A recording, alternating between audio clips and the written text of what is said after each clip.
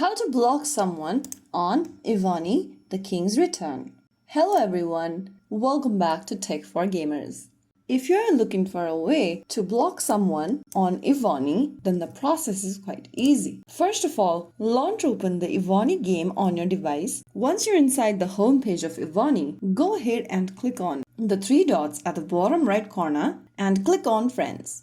From your Friends tab, find the friend you want to block.